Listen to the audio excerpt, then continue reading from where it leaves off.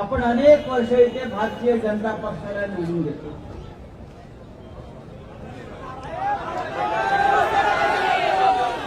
भारतीय जनता पक्षात चोर आणि लफंग्यांचा पक्ष आणि नरेंद्र मोदी त्या चोरांचे सरदार आहेत.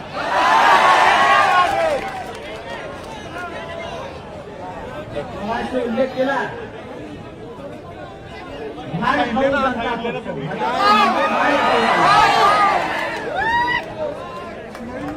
जळगाव आणि रावेर मधल्या अशा भाडखाऊंना गाडण्याची हिंमत इकडल्या जनतेमध्ये आहे.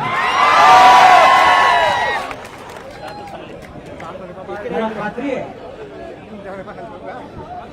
की महाराष्ट्रावर या भाडखाऊंनी जो अन्याय केला, अत्याचार केला, त्याचा बदला घेण्याची ही वेळ आता आपल्यावर. या तप्त उन्हामध्ये आपण जमलेला आहात. सूर्य आग ओकतोय, घामाघूम झालेला आहात आणि ज्यांनी 250 खोके घेऊन घरात बसलेले आहेत ते आज आपल्या सभेकडे पाहतायत. सगळ्यात मोठी गद्दार या जिल्ह्यामध्ये झाली. गुलाब पाटील गद्दार आहे दादा. गुलाब पाटील गद्दार आहे. गुलाब पाटील गद्दार आहे. गुलाब पाटील गद्दार आहे. गद्दार आहे. गद्दार आहे.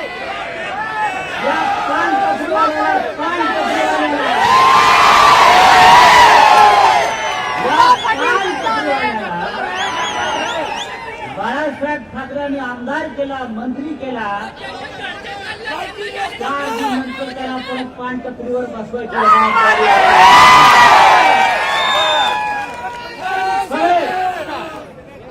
आणि म्हणून जळगाव आणि रावेर या दोन्ही लोकसभा मतदारसंघात आपल्याला निष्ठावंतांची ताकद काय आहे हे दाखवून देण्याची वेळ.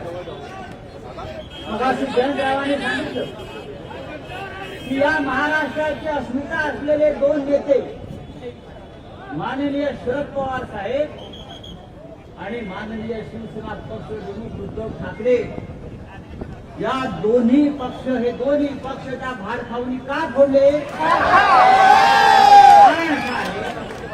त्यांना हा महाराष्ट्र लुटायचा आहे आणि आम्ही त्या लुटीला विरोध करत होतो म्हणून त्यांनी आपला पक्ष सोडला. आता नरेंद्र मोदी म्हणतो या वेळेला आम्ही 400 जागा घेणार, 400 पार.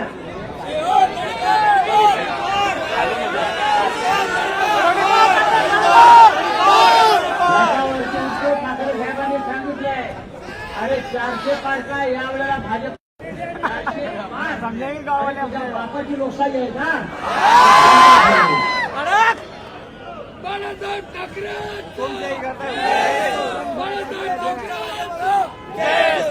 बाळासाहेब ठाकरेंनी शिवसेनेची स्थापना केली की तुमच्या आमच्यासारख्या सामान्य मराठी माणसासाठी हा महाराष्ट्र टिकला पाहिजे, हा शेतकरी टिकला पाहिजे. मुंबई ही महाराष्ट्राची राजधानी आहे, ती आपल्या महाराष्ट्रात राहिली पाहिजे म्हणून बाळासाहेब ठाकरेंनी शिवसेनेची स्थापना केली. पण या नरेंद्र मोदी आणि अमित शहाला आपली मुंबई गुजरातला पळवायची आहे आणि म्हणून त्यांनी शिवसेना फोडली. हे आपल्याला होऊ द्यायचं. नरेंद्र मोदी निवडणूक हारतोय, लक्षात घ्या. मोदी तो गयो आहे. 4 जून नंतर या देशामध्ये इंडिया आघाडीचं सरकार येते आहे आणि मग हे जे खोकेवाले आहेत त्यांच्या खोक्याचा हिशोब शांतपणे करा. आम्हाला जेलमध्ये टाकलं. ज्या जेलमध्ये आम्ही होतो ती जेल आता तुमच्यासाठी आहे. हा महाराष्ट्र तुम्हाला माफ करणार. अभी दादा जेल उनके वास्ते रहेंगे, अपने वास्ते जाएंगे, उनके वास्ते जेल रहेंगे. अभी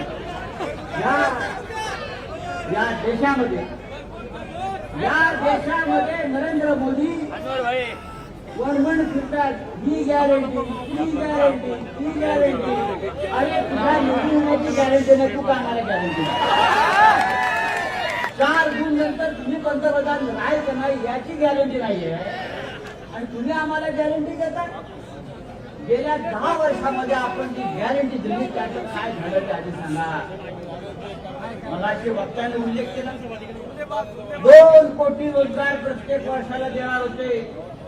2 कोटी. मला असं वाटतं आतापर्यंत या देशामध्ये 2 लाख सुद्धा रोजगार हे देऊ शकले नाही. उलट महाराष्ट्राचा वाट्यातला रोजगार ते गुजरातला. गुजरातमध्ये नोकर भरती बंद आहे सगळीकडे. बेरोजगार असतील, शेतकरी असतील, कष्टकरी असतील, महिला असतील, विद्यार्थी असतील, या राज्यामध्ये या देशामध्ये आज कोणी सुखी नाही आहे. आणि अशा निर्घृण सरकारला आपल्याला परत निवडून द्यायचं. हा महाराष्ट्र छत्रपती शिवाजी महाराजांचं नाव. या महाराष्ट्रामध्ये बेईमानी आणि गद्दारीला स्थान नाही. मगाशी सूर्याजी पिसाळ खंडोजी खोबरांचा उल्लेख आव्हाडांनी केला. पण राष्ट्रवादी काँग्रेस पक्षामध्ये 40 खंडोजी खोबरे आणि शिवसेनेमध्ये 40 सूर्याजी पिसाळजी निर्माण झालेले आहेत. त्यांचा परिरोध आपल्याला करावा लागेल आणि हा महाराष्ट्र आपल्याला पवित्र करावा लागेल. या रिक्षा गद्दाराला मारू म्हणजे मारू संजय दादा. काय मारणार? मारू. 4 जून नंतर या गद्दारांना रस्त्यावर फिरणं मुश्किल होईल. जनताची कारण घरामध्ये तोंड आपण बसवावं लागेल. गद्दारांना क्षमा नाही. आज फार मोठं भाषण करण्याची वेळ नाही. आपल्याला दोन्ही उमेदवारांचे अर्ज भरायचे आणि आजपासून उद्याची निवडणूक होईपर्यंत आपल्याला प्रत्येकाला शिवसेनेची मशाल आणि राष्ट्रवादी काँग्रेसची तुतारी वाजवणारा माणूस हे घराघरामध्ये पोचवायचं.